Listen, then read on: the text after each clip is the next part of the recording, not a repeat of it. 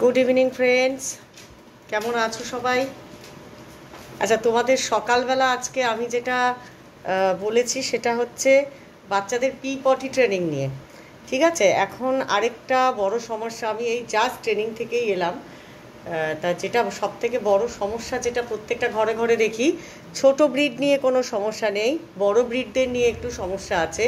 তা যেটা আমরা বেসিক্যালি ফেস করে থাকি সেটা হচ্ছে বাড়িতে কেউ আসলে বা বাড়ির লোকও যদি কোনো সময় বেরিয়ে বাজারে গেল বা যেখানে একটু রাস্তায় বেরোলো বা অফিস থেকে ফিরলো, বাবারা বাড়িতে আসার পর বাচ্চারা প্রচণ্ডভাবে গায়ের ওপর উঠে আসে। ঠিক আছে, এবার দেখুন, যখন সেখানে বড় ব্রিড থাকে, ছোট ব্রিডে কোনো সমস্যা হয় না খুব একটা, কিন্তু যারা ডগ ভয় পায় তাদের একটা সমস্যা হয়েই থাকে। কিন্তু বড় ব্রিডের সেই রকম সমস্যা যেটা হয়, ওরা বোঝে না যে ওদের ওয়েটটাকে নিতে পারবে আর পারবে না, কারণ ওরা তো ওদের আনন্দটা প্রকাশ করে ওইভাবে। তা যখনই এইভাবে গায়ের ওপর উঠে আসে তখন অনেকেই কিন্তু ডিসব্যালেন্স হয়ে পড়ে যায়, সেখানে একটা অ্যাক্সিডেন্টের চান্স থাকে। তা সেই সময় আমরা কি করতে পারি, আপনারা সবাই একটু ভালোভাবে দেখুন। হ্যাঁ, দুটো জিনিস আছে যেটা আপনারা করতে পারেন। যখন কোনো বাচ্চা আপনি ঘরে ঢোকার সাথে সাথে আপনার ওপর দৌড়ে এসে গায়ে উঠতে চাইবে, আপনি আপনার যে কোনো একটা পা এইভাবে তুলে দিন, এইভাবে যে কোনো একটা পা এইভাবে তুলে দিন। ও যখনই আসবে এইভাবে তুলে দেবেন যাতে আপনাদের হাঁটুটা ওর বুকের সামনে থাকে।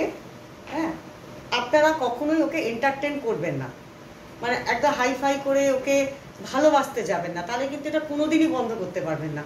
জাস্ট এইভাবে একটা পা তুলে দিন, নাম্বার 1, এইভাবে পা তুলে দিন।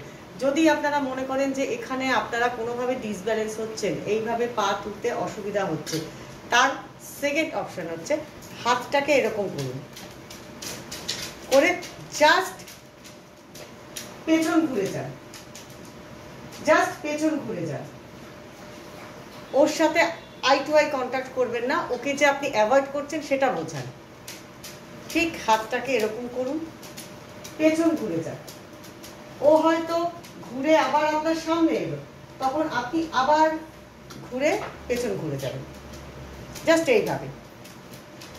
1 দিন, 2 দিন, 3 দিন, 4 দিন, 4 দিনের পর থেকে সেই বাচ্চাটা আপনার গায়ের কাছে উঠবে না। আশা করি এটা বুঝতে কোনো অসুবিধা নেই। এটা নিয়ে যদি কারোর কোনো কোশ্চেন থেকে থাকে, আমার নাম্বার দেওয়া থাকবে, অবশ্যই আমাকে একটা কল করবেন বা হোয়াটসঅ্যাপ করবেন। সবসময় হয়তো কল আমি ধরতে পারি না, তবে চেষ্টা করব কল রিসিভ করার। ট্রেনিংয়ে থাকলে কল ধরতে পারি না। আর মানে সব থেকে ভালো হয় যদি আপনারা আমাকে একটা হোয়াটসঅ্যাপ করে রাখেন, আপনাদের কোয়ারিগুলো জানান, তাহলে সেইটা নিয়ে আমি নেক্সট ভিডিওটা আপনাদের সাথে শেয়ার করব। আজকের জন্য এইটুকুই। Thank you, good night.